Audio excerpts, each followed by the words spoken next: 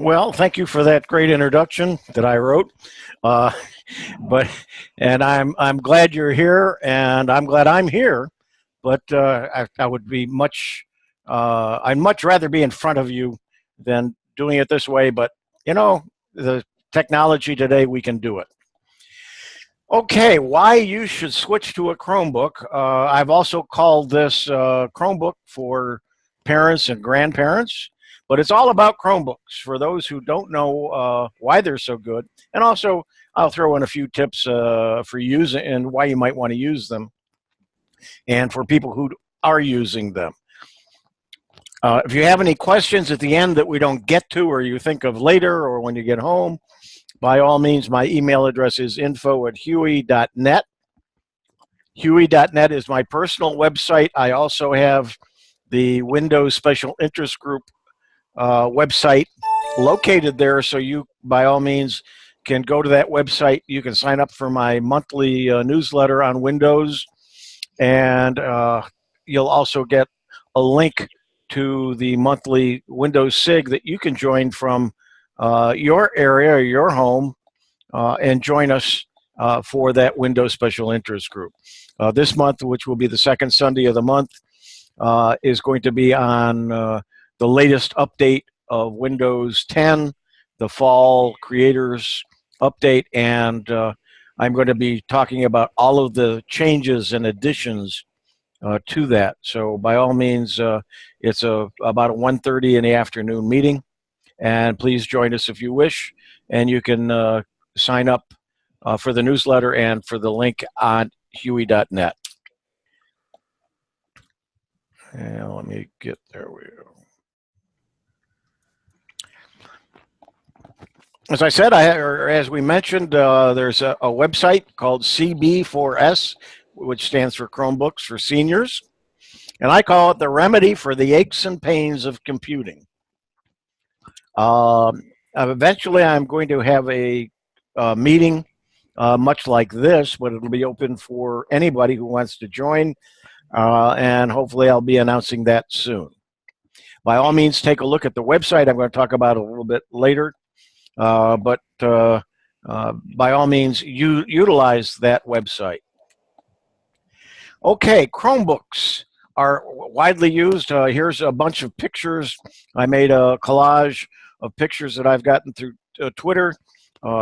Kindergarten through third grade. Notice whole classrooms. Every student in the classroom has a Chromebook. You'll see here's kindergarten through high school pictures. These are different pictures. Here's a kindergarten class with their Chromebooks. So even kindergarten children can use the Chromebook that you either have or may purchase in the future. Here's a group of sixth graders and high schoolers. And I'm going to talk about why the schools are using and utilizing Chromebooks. So, but let's talk about you for a minute. What do you do on a computer? Well, you probably do email, Facebook, games. You look up information or you Google it. You may do your banking and pay some bills. You make some purchases, Amazon. I heard some of you are Amazon Prime people, and you probably use some other websites as well to make purchases. Some of you Skype, talk to your kids, grandkids, great-grandkids, keep in touch with other family members. Some of you watch YouTube. You're talking about the library coming in. Well, you know, the YouTube is a library in itself. I've done some presentations that included some things about YouTube. There are just thousands and thousands of how-tos to do almost anything on YouTube. And then some of you use your computer for other things. What about Chromebook? Well, they were launched in 2012. Sometimes you'll hear that they originated in 2011, but they were actually launched in 2012 officially. That's only 5 years ago. They're only 5 years old. So they're not as old as computers that many of us have been using for many years.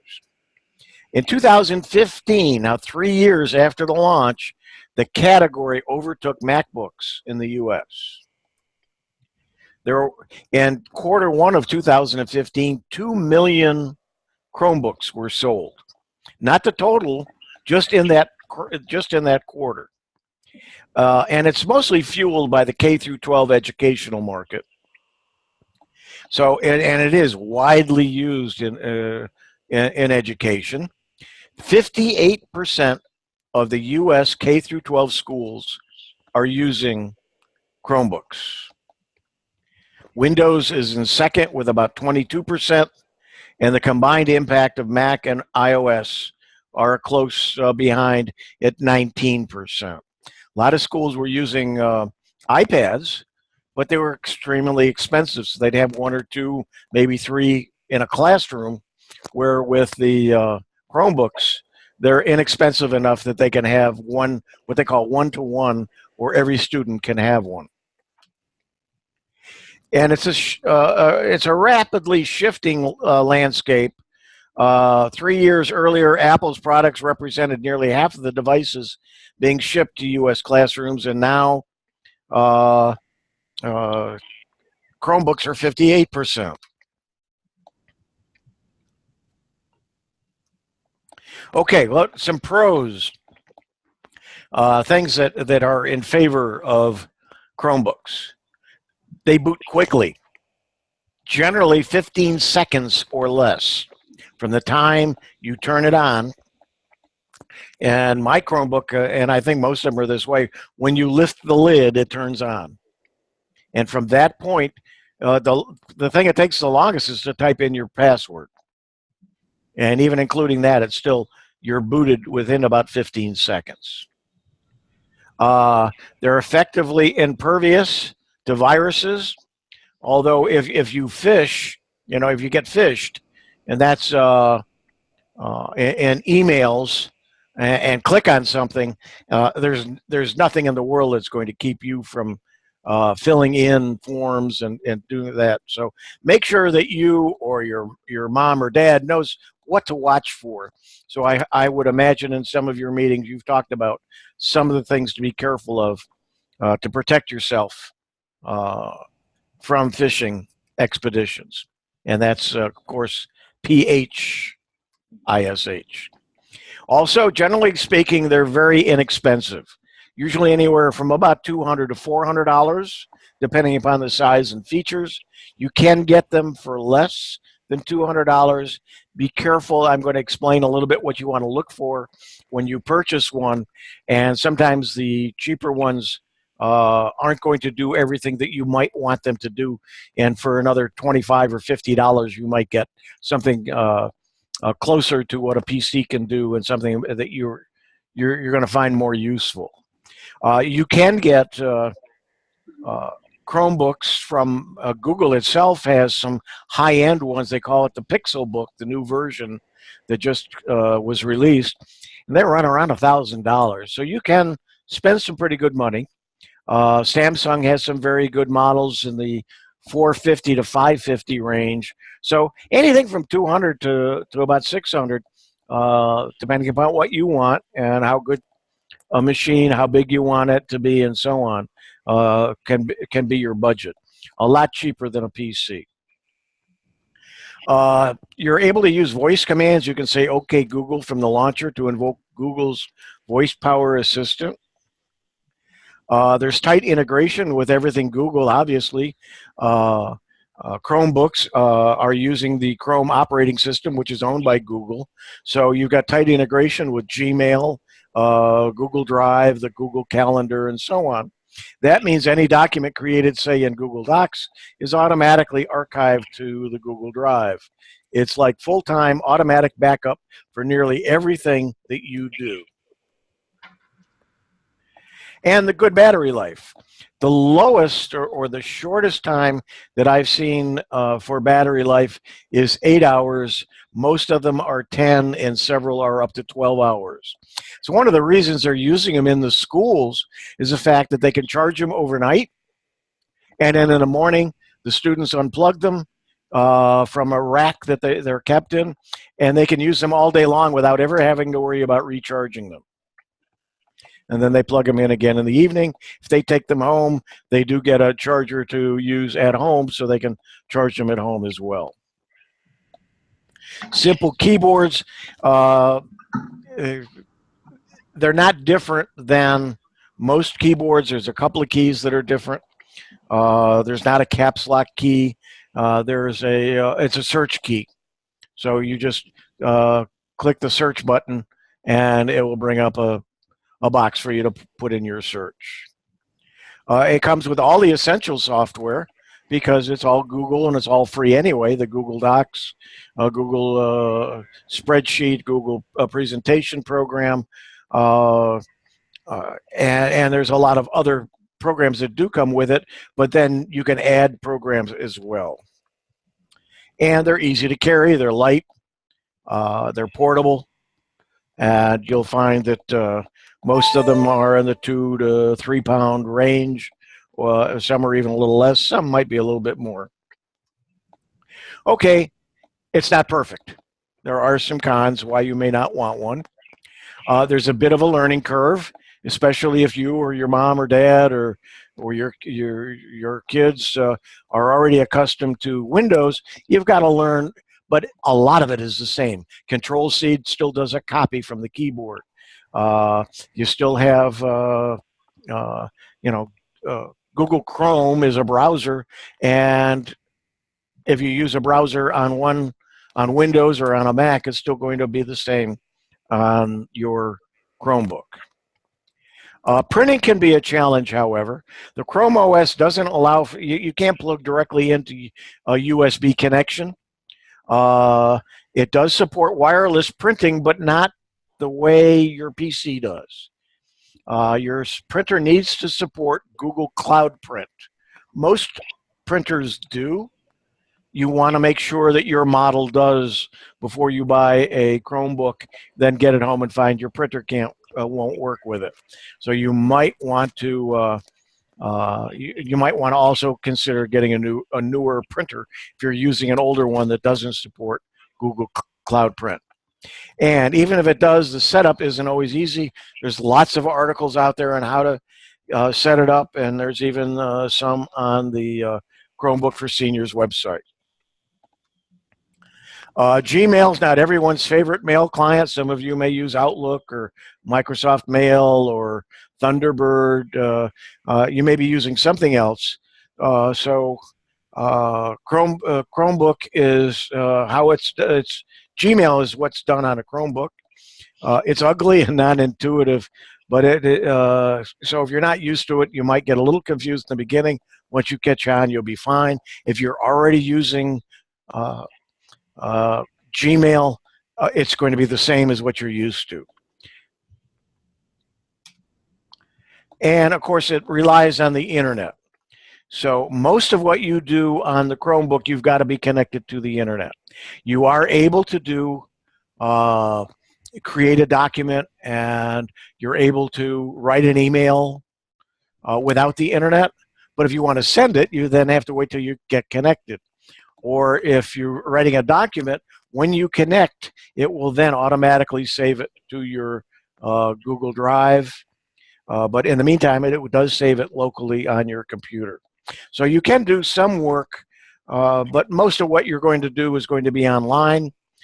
I found that I use if Wi-Fi isn't available, I take my phone out, and I have the ability to create a hotspot with my phone, so I do that.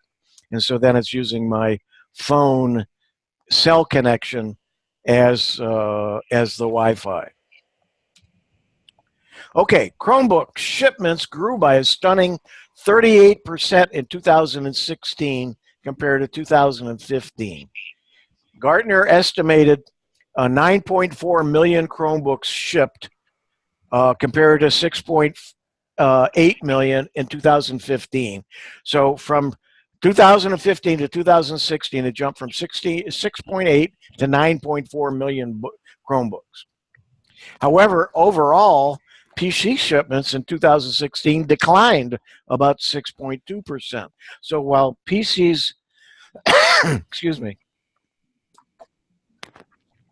while PCs were declining, Chromebooks were increasing, and by a significant amount. 2016 may go down, though, as the best year ever for Chromebook shipment growth. And Gartner, which is a major estimator of business and so on, it's going to continue to grow, but not at that pace.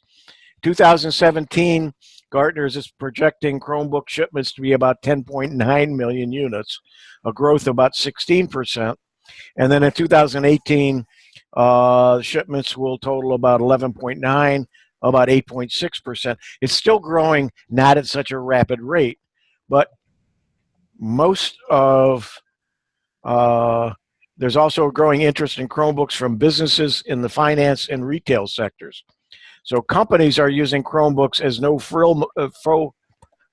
frills mobile thin clients, considering they are cheap to deploy and easy to manage. So not only are the schools heavily invested in Chromebooks, businesses are starting to see a value, homeowners, and of course, we seniors are seeing a value to having a Chromebook as to having a PC.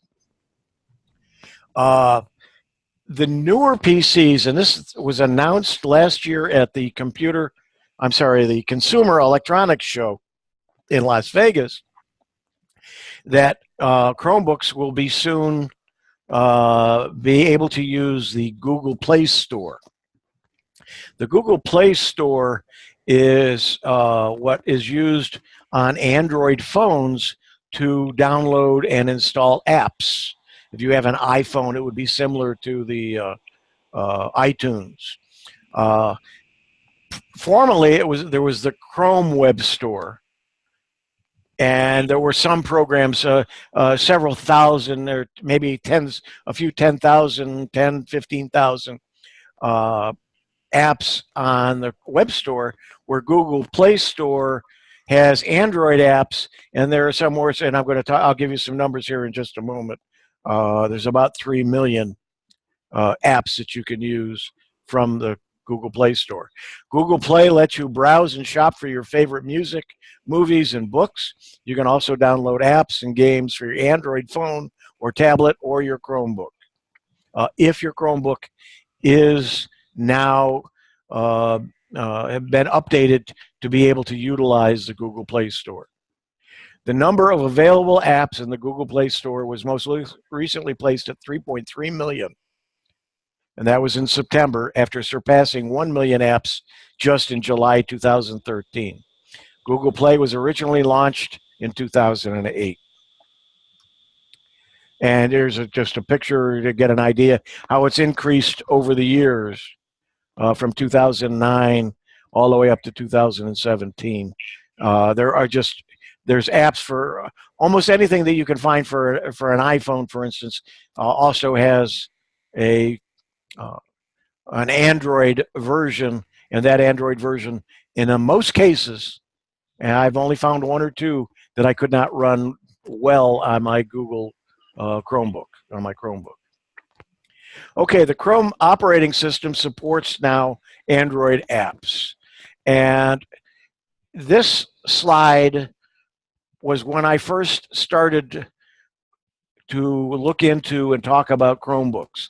This was as far back as March of 2017, just a few months ago. These were the only Chrome-supported Chromebooks that you could get Android and be able to install and run them. Back in June, these were how many models were able to utilize it. And as of a couple of weeks ago, it's now increased to all of these. Now, there's going to be a copy of the slides, so you can, and I'm also, the next slide will show you where you can look up whether either one you're considering, or if you're already a Chromebook user whether yours excuse me, can be updated to the Android apps and be able to use the Google Play Store. You'll see a link at the bottom. This list gets updated on a regular basis. What I did is I went and if it says it's stable channel, that means it's available for your model. If it says beta channel, that means it's being tested. And if it says planned, that means sometime in the future. If it's not listed and it's not a brand new model, most likely it will not support the Android's apps on that particular model.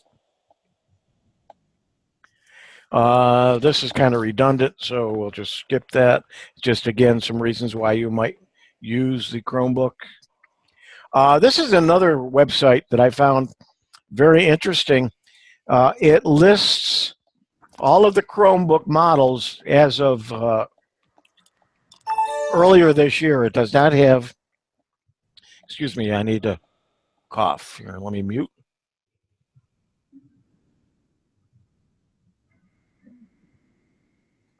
My allergies are catching up with me here. You can go by years, and it'll list all the models. If you see the little green Android there, that means it will support or does support the Android apps. And it also gives you some other information so you can compare your different models. One of the things I'd like you to look at is look at the resolution column. You want to look at the CPU model. You want to look at the memory, the column with the memory, and also storage. Notice that memory, most of them are either 2, 4, or 8 gigabytes of memory. And you cannot add. Once it comes with it, I believe you're stuck with it. Same with storage. They come with either 16 or 32 gigabytes. There's a few models that will have 64. Those are more expensive generally, and they're some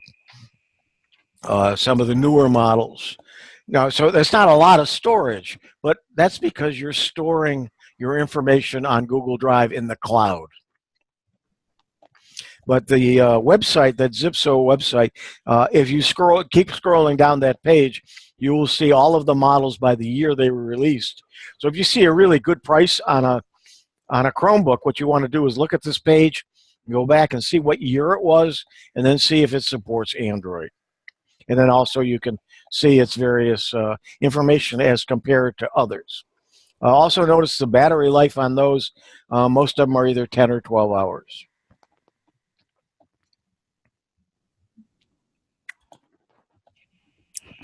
Okay, here are some things to look for when you're going to buy a Chromebook. One is the brand. I've had some people say, I wouldn't buy an Acer, and no matter what. I've had other people say, I wouldn't buy a Samsung, no matter what. Well, it's kind of like buying a car. Some people don't like Fords, and they like Chevys. Some people will only buy a Lexus. Some other people might only buy a Hyundai. Everybody has their own preferences. So you might want to check and see which brands are available and if any of them are brands that you like. I mentioned the screen size. They are generally 11 to 15 inches. Most of them are an 11.6, so about 11 and a half inches, and that's the diagonal range. So they're not, most of them aren't real large, but that's good because they're light and easy to carry. However, some people have vision problems and prefer a 15 or 14 inch. Well, those are available as well. The resolution is important. Mine happens to be 1368 by 7, 13 something by 700 and something, which really isn't a standard size. So not everything that I do, if I was doing this presentation using Zoom on my Chromebook, it wouldn't fill the whole screen the same way. There's going to be some black spots around the edges because it's not the same ratio, it's not the same size. You want to look at the CPU model, the CPU speed, whether it's a 2 or 4 core. If you're interested and you're going to be using something like Skype, or you're going to be connecting with other people, you might want to make sure it has a camera and a mic built in. Most of them do, but not all of them. You want to check the memory.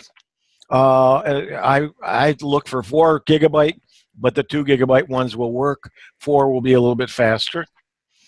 Storage, again, 16 gigabytes. Well, you're using a lot of that for the operating system as well, so I highly suggest 32 if you can, but 16 should work fine for most people. You can't store as many pictures and things on your local machine, but you're using Google Drive anyway.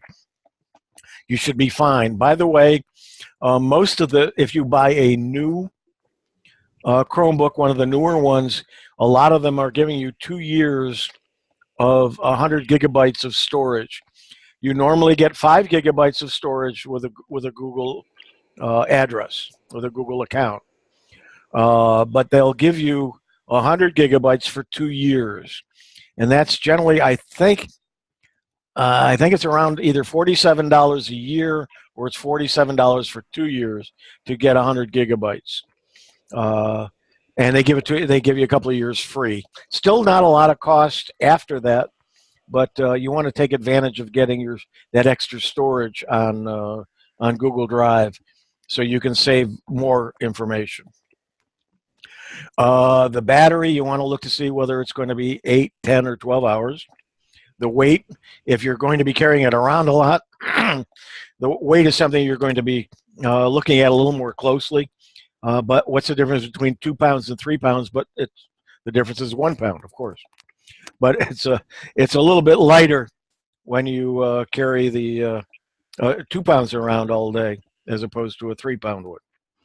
I do suggest you find a model that does have HDMI. It will integrate with more things. But if it has HDMI, it most likely will also have at least 1 or 2, maybe 3 USB ports. Usually at least one of the USB ports will be a 3.0, and then the other 1 or 2 will be 2.0 of a USB. Obviously, you want to look at the price, and look around, because sometimes they are on special. The model I have is an Acer R11. It lists for $299. Frequently, I see it at $289. A lot of times I see it on sale at $269, and when I bought it, it was at $239, and I bought it from Best Buy. So that's something to don't be in a hurry, and check out and look around. Check Amazon, check Best Buy, check any your favorite computer store that may sell Chromebooks. I think the office stores, Office Depot, Office Max, and Staples sell Chromebooks. They may only stock 1 or 2 models. Walmart sells Chromebooks, and check their online prices as well as their store prices. You want to have, I prefer a touch screen, only because I like having the ability to touch the screen, and my particular model folds down and can be made into a tablet. Obviously, the ones that do make into a tablet are touch screens.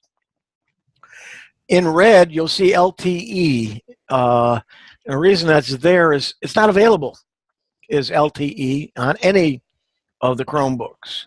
LTE is if you've got an iPad and you can connect directly with a cell, and you don't have to have Wi-Fi. You have to have an account with AT&T or Verizon or whoever. But you're actually using a cell, and you're using a data plan for it. And same thing, I've got a Microsoft Surface, and that has LTE built into it. So I can connect anywhere, and using a cell number. That is not available yet on Chromebooks. I've read some articles that they're talking about it. The new Chromebook units from Google, the Pixelbook, what they're doing is they're pairing it with their Pixel phone, And so long as you've got your phone with you, it automatically will connect.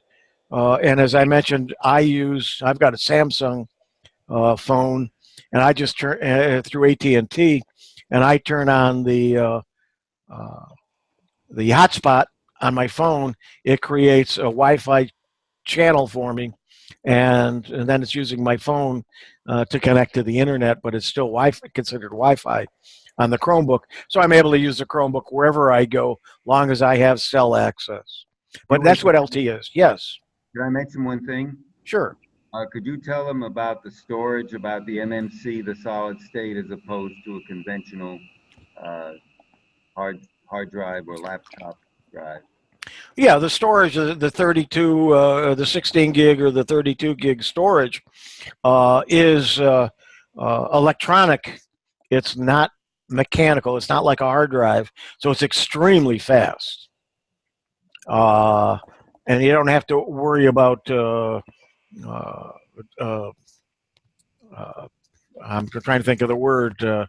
Rearrange the data on it or anything. It's very fast, and by all means, it's a lot better than having a hard drive. Because these have USB ports, so you can connect a USB hard drive and access data. And many of the models have an SD card slot, either the mini SD or a full SD, to give you some added storage as well. I have found that mine, although I can use it as storage, it doesn't automatically save to it. And so sometimes what I have to do is move things to it. But it does give me, I can put up to, I know I've got a 128 gigabyte SD card in there. I think you might be able to, some of the models you might be able to put a 256 gigabyte SD card in as well for additional local storage. But most of your storage should be on the cloud. It backs up automatically to the cloud, so you don't have to worry about it. Here's some information on the Acer Chromebook R11 that I have, only because I had all of the information. I stuck it in here. The 32 gigabyte eMMC flash memory we were just talking about, that's an ultra compact memory system. It's ideal for mobile devices and applications. It provides enhanced storage capabilities. It's streamlined data management. Boy, they're using some fancy words to just say it's fast. But it does allow you to get that quick boot up time and support for HD video playback. Mine has 4 gigabytes of RAM for memory. It's got the built-in cloud support. Mine flips open and turns into a tablet.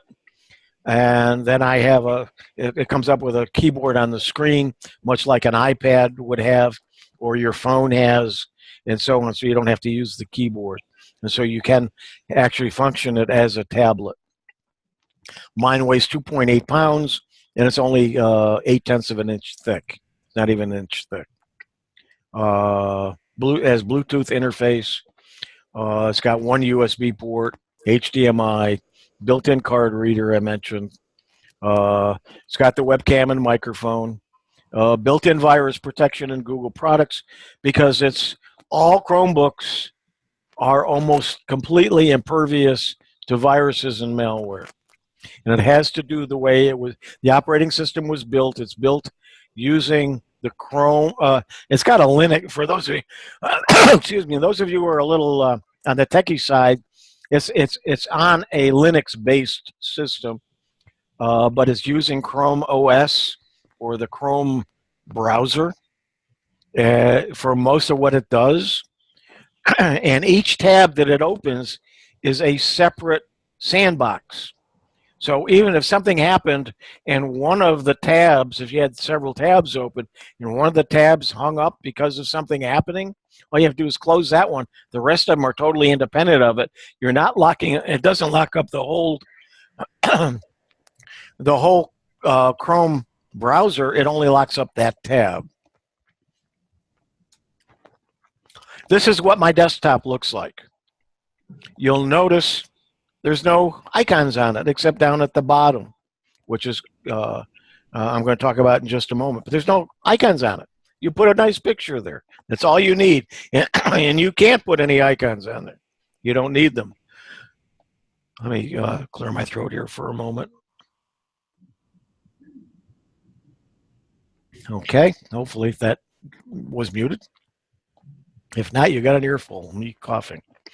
Let's go to the next slide. Okay, this is what the bottom of the screen looks like. To bring it up in case your screen, you couldn't see it on your screen. That's what the bottom looks like. And this is called the shelf. It's called the taskbar in Windows. They call it the shelf in Chromebook. Here I've got several items that are on the shelf. But normally all I have on there, just when I start up, is the little round circle, which is the start button, and the Chrome browser button, and that's it. Then on the right-hand side is the status tray. To the left of the line, it's there. It says there's a 1 there. A lot of times I'll see little envelopes or arrows or something. Those are like notifications, and I can click on that and I'll see a list of them. Then it has and I'll go through what these other things are, but that's the status tray. And that's a picture of my dog begging for some food. That's what I use for the picture, my personal picture on my Chromebook. Now this is what the status tray or the status tray looks like, or not status tray, but the shelf looks like when you have something open. See the little white dots underneath? That means that I have opened up the Chrome. I've opened up Evernote. I've opened up Feedly, and I've opened up a card game. And what that looks like on the screen is this. There's my Chrome. There is my Feedly. There's my Evernote. And there's my background. And somewhere there's a game in there as well. It's hidden. But some people say, can you multitask on a Chromebook? Here you're seeing that obviously you can. Even with 2 or 4 gigabytes of RAM, you're able to run multiple programs and go back and forth between them as you can in your on your Mac or on your PC. Okay, this is what my menu looks like, or my start menu. It has changed slightly. The last upgrade, it now has a black background, and I don't like it as well with the black background, and it certainly doesn't look as good on the presentation, so I've left the old one. But like your phone, you'll get a couple of the icons, but when you can have multiple pages. So this is the first page. You'll see there's like 3 lines down at the bottom, and it's on the first line. If you go to the next list of icons, you can see what I have installed on my Chromebook, and then go to the last one. And of course, it doesn't fill up that whole page. As I add more, they will go on this one. And if you look at some of what my apps are, they're apps that you may run on your desktop computer with PC. I'm running this. Almost everything I run on my PC, I am running on my Chromebook. Okay. Now, this is what Google Play looks like. Much like what iTunes is, Google Play is. You can get music, you can get games, you can get programs and apps. And notice next to where it says Google Play, in the search box, there's what's called a hamburger menu. Called a hamburger menu because there's 3 lines. There's a top and a bottom, and the hamburger in the middle. And so they call it the hamburger menu. And when you click on that, this is what you'll get. And you'll see there where it says My Apps and Games. When you click on that, you will see My Apps and Games. You'll see either the updates, the installed, or the library. The updates, if there were any updates available, they will list them there. Why there are none is it will automatically update them when you're not using them, but it's not like Windows where when you're done, it's got to reboot, or while it's doing the update, you can't do anything. Doesn't work the same way with this. It just updates, and then all of a sudden you'll see a notice saying, okay, 3 items got updated. Then you can go to the installed, and you can see all of the items that you have installed from your Google Play. And then your library. So anything you've installed and then you've uninstalled, it's considered in your library. And you can then reinstall it if you want. Or if it's something you've purchased but you haven't installed it. I mentioned Google Docs. Well, that includes all of the Google programs. Google Docs is their word processor. They do have a spreadsheet, a PowerPoint type program, and several other utilities. And those are all free to use. If you use Office on your computer or a Word document, or if you get a Word document, you can open it using the Google Doc. It does read, it does write, and you can then save it as a Google Doc. I'm sorry, as a Word document, and Word can read it as well. PowerPoint, you can read the PowerPoint with Google with the Google version, or you can use from the next slide. I'll talk a little bit about Microsoft, but there are a few things that sometimes go wrong. And that is the fact that if you're using a font in your Word that is not, or PowerPoint, that's not part of the Google fonts, then it's going to change it. So it may not look the same. The font may be bigger or smaller, whatever it decided to use instead of it. So some things don't line up properly. I tried doing a couple of slideshows that I did, and they use some different fonts that Google doesn't have, and so it changed the look and feel of the PowerPoint. I was able to, with the PowerPoints, use the animation in PowerPoint, but I don't think I could make that happen using Google. Okay, so if Google Docs isn't what you want to use, and you happen to be an owner of the Microsoft 365, or even if you aren't and you want to use a free version, you can use the the Microsoft Office Online and you'll notice this is in a browser window. It's office.com. You can get Word, Excel, PowerPoint, OneNote, Sway, Mail, People, Calendar, OneDrive, and Docs.com, which is going away. You can get them through your browser using either your phone or a Chromebook. If you have Office 365, it allows you to do a lot of other things with your document. You can create new ones and edit ones that you have. Make some different changes. There are some limitations, but you can use a free version of this on your Chromebook to be able to read, and I think to do some editing of Google Documents. I don't think you can start a new one.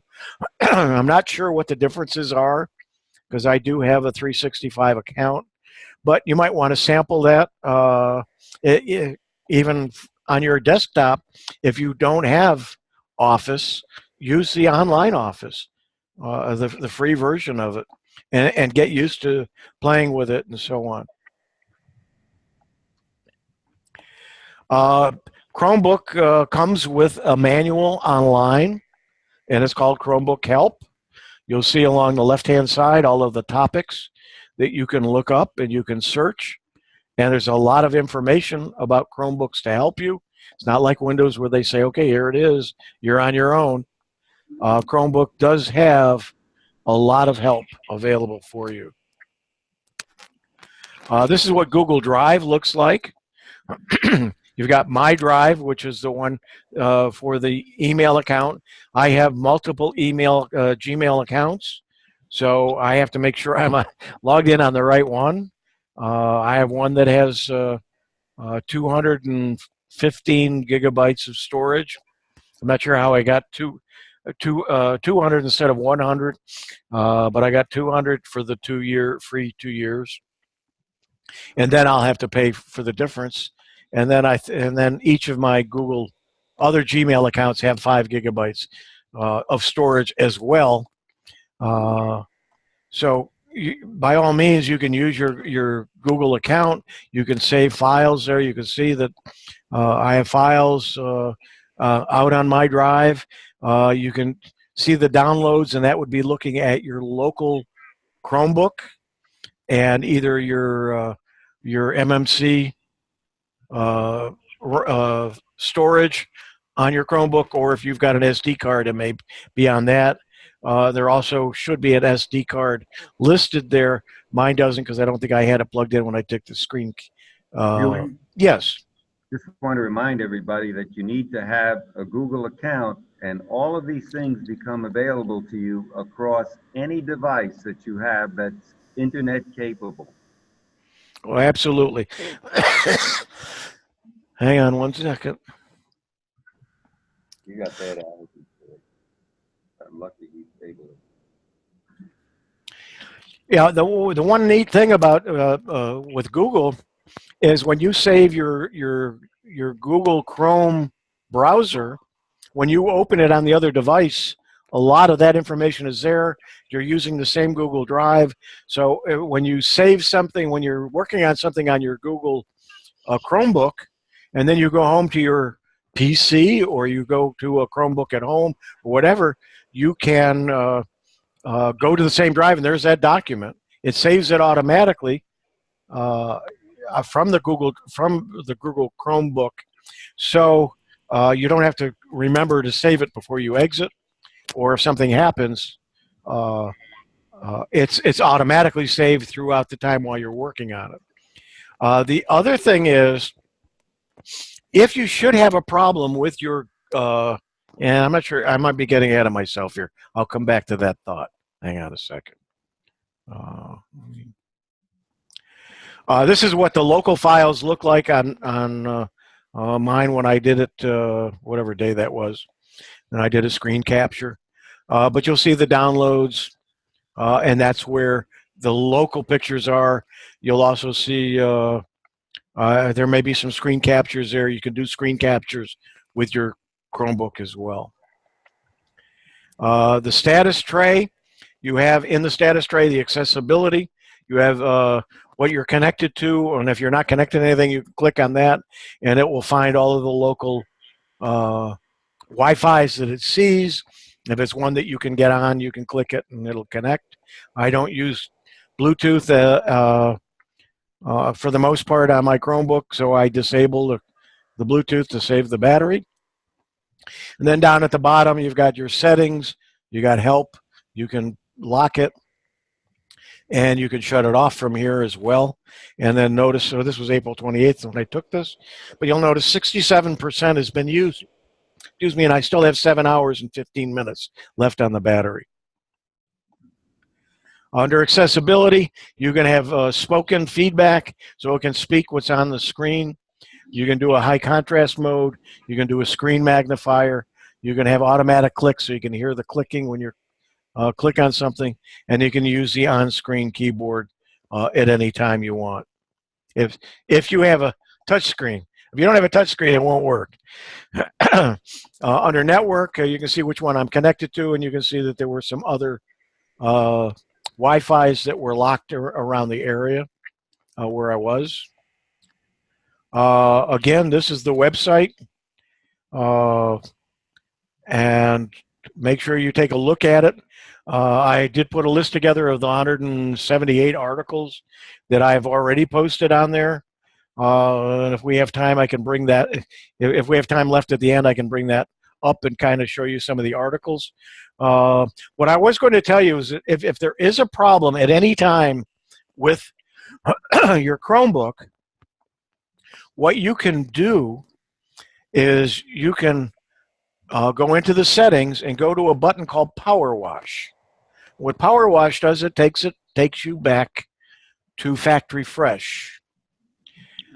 When I bought mine, I wasn't sure which email address I wanted to associate with my account, and so I didn't sign up for the free storage space. When I went to do it, it wouldn't let me. So I did get in contact with, I think it was Google. I think I called Acer first. They said call Google. Or I did it the other way around. I don't remember which, but I got a real human being, and she said, okay, we need to power wash you. And I said, what's that? She said, take it back to factory fresh. I said, I just been working hours setting it up. She says, trust me, don't worry about it. I'm very nervous. I've been working on it. I got programs installed and the data and set and everything. And now she wants me to go back to factory fresh. She says, don't worry, I'll hold your hand. I'll stay on with you. And I said, great, okay. So she talked me into finding where the power wash button was. I pushed it. It rebooted. It came back up. And now I'm factory fresh. There's like 3 things you have to fill in when you first get it. What country you're in, what time zone you're in, I think it is, and your sign-in name. And then you need to connect. The next screen is connecting to Wi-Fi. Once you do that, you're on and you're up. And then she said, okay, sign in. She wanted me to sign in with my account. I signed in with my account, and within a couple of minutes, everything I had done came back on the screen. It stores it all on your Google Drive. And so if you have to do a power wash or if you have to do a power wash, it brings it all back. All the settings are there. Everything is stored online in the cloud. Another example of how that works is I loaned my Chromebook to one of my neighbors. We created an account for him. He didn't even have a Gmail account, so we created a Gmail account for him as an additional account on my Chromebook. I let him use it for 2 weeks. When he was all done, he says, I love it. Let's go buy one. So I went with him. We went to Best Buy, and he happened to buy the same model. It didn't matter, but he bought the same model. We brought it home. He typed in the few things that you have to get it started, and then he signed into his Google account, and it populated it just as it was on my Chromebook, on his Chromebook, and he was ready to go. I went back in, or I had him go back in, sign in, and we removed his account from my Chromebook, so I couldn't get to any of his stuff. Of course, I didn't know how to sign into his account anyway, but his was gone from my Chromebook, and now he had everything he had done was on that new Chromebook. So you can't do that with a PC. You buy a new PC, you're going to have some problems getting your programs and then getting your data onto that new computer. You're probably paying somebody to help you do it, or you're spending a lot of hours doing it.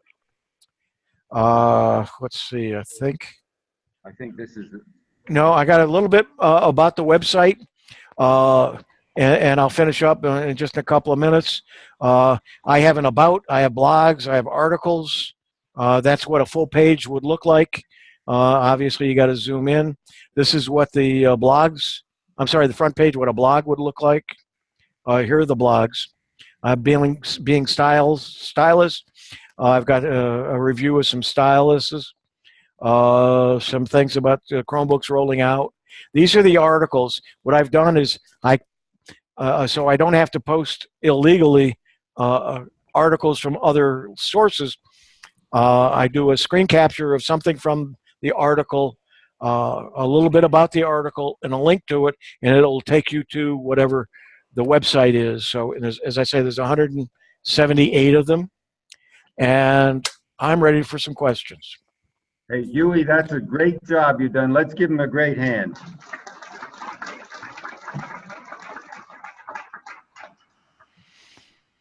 Some questions.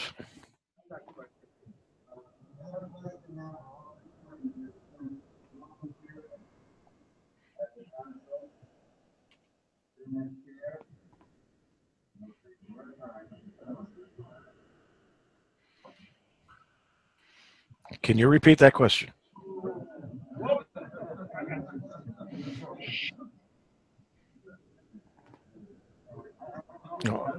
Wherever he is, I can't hear him. So if somebody by the microphone could repeat it. I'm in the chair right now.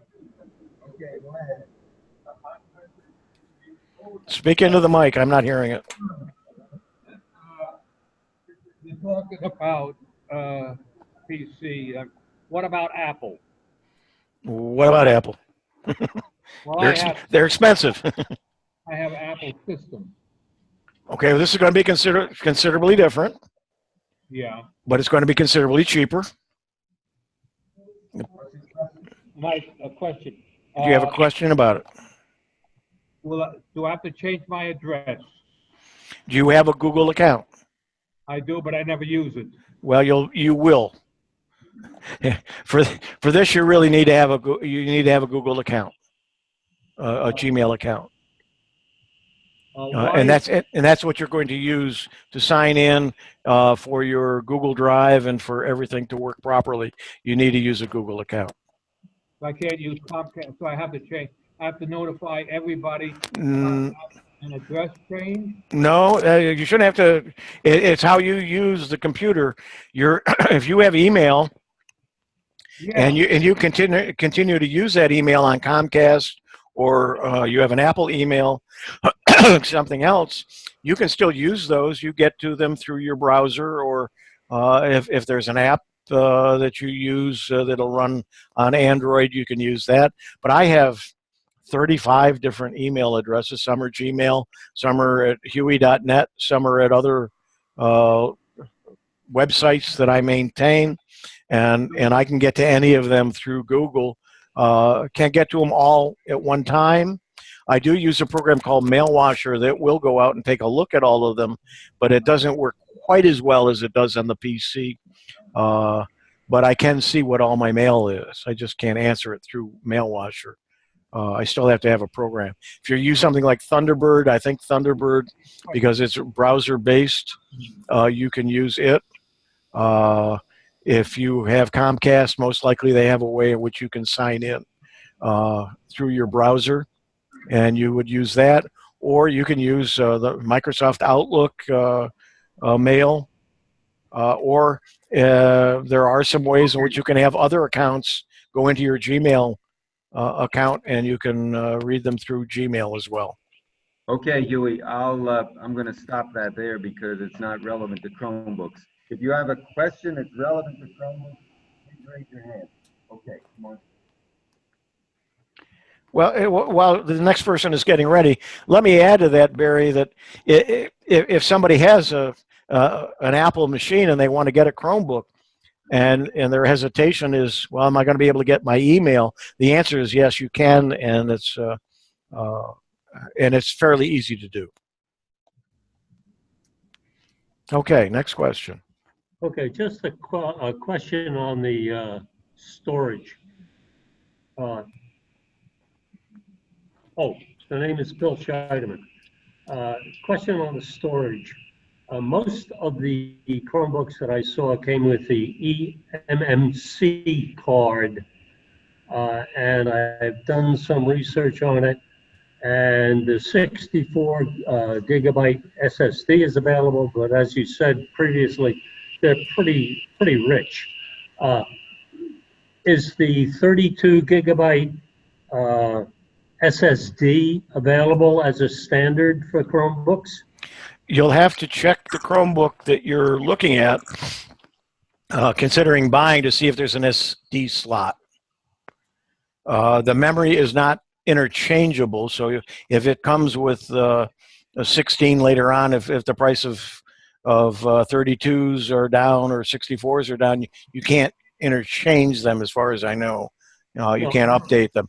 But if there's a space for an SD card, by all means, as I said, I think I'm using 64, but I think mine will go to 128 and may go to 256 that it'll hold. And so you got to make sure that it's got an SD slot in it. Or you can use the USB port and put put your own SD reader and plug it in. But again, that's something dangling, something extra that you're trying to eliminate that sort of thing. Okay, thank you. Any other questions? Thanks very much, Huey. You did a great job, and I believe, how many people will go out and get a Chromebook now or consider giving one as a gift this coming holiday? Okay. Well, I think they'll change their minds as time goes by because they're easy to use and you don't have to worry about battery life, which I think is a major concern of any device these days. Apple especially, because they're loading so much stuff into a phone now that the battery life is really taking a bad hit with every update. And I think that's regardless of whether you have an Android or a iOS type device. So knowing that you can take a Chromebook literally across the country up and back and still have battery left is just an amazing development. And that's one of the reasons I think it's a great seller. Wouldn't you agree? Yeah, absolutely. And what I'm saying too is you're going to start seeing some ads for mainstream TV for Chromebooks, because they've realized it's not just the schools. There are people in homes and so on, as I say, parents and grandparents as well, and businesses that are starting to use Chromebooks. So they're starting to do some slick advertising for Chromebooks with some music, and you don't even realize it's a Chromebook ad until it gets about 3/4 of the way through. So I think you're going to see a lot more advertising and a lot more notice of Chromebooks. And now you'll have an understanding of what they are. And if you get a chance to use one, by all means, do so. There is a guest user that automatically comes on a Chromebook. So if you know somebody that has a Chromebook, they can let you use it. They could be standing there without you having access to their stuff. You can sign into your account or sign in as a guest and then use some of the programs and get used to using it a little bit. And if you're also unsure about it, I recommend buying your Chromebook locally. So if you don't like it, it's easy to take back. Okay. So that's what I did, and it turned out that I like it, so I kept it. So. Now I'm going to tell everybody that Huey sent me these slides, and I will post them as a PDF under our handouts on the club site. So please keep this club site up and running by going to it as much as you can. He also sent me those 178 articles, which I can also post as a PDF as well. So look for it sometime tomorrow. I should get that done without a problem. Huey, I'm going to leave the meeting now. Thank you very much. Give my best to Robin and the family, and look forward to talking to you again soon. Thank you, and everybody, thanks for letting me join your meeting and do the presentation. I enjoyed it. You have a great New Year, and of course, Merry Christmas or Happy Hanukkah, and have a great rest of the year. Great. Bye now.